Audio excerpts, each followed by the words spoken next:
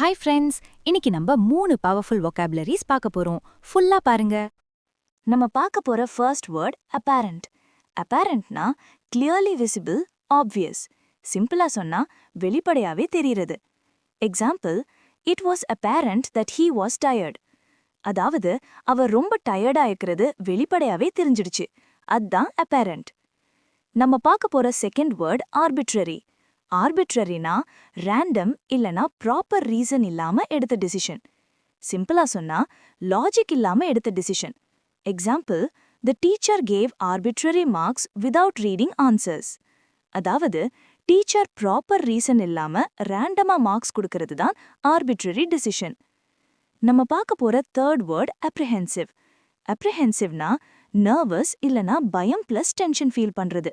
சிம்பிளா சொன்னா ஏதாவது நடக்கும்னு பயப்படுறது. Example, she felt apprehensive before the exam. அதாவது எக்ஸாமுக்கு முன்னாடி அவர் ரொம்ப டென்ஷனா ஃபீல் பண்ணா. அதான் அப்ரிஹென்சிவ். இதே மாதிரி நிறைய வீடியோஸ் நம்ம சேனல்ல போஸ்ட் பண்ணிருக்கோம்.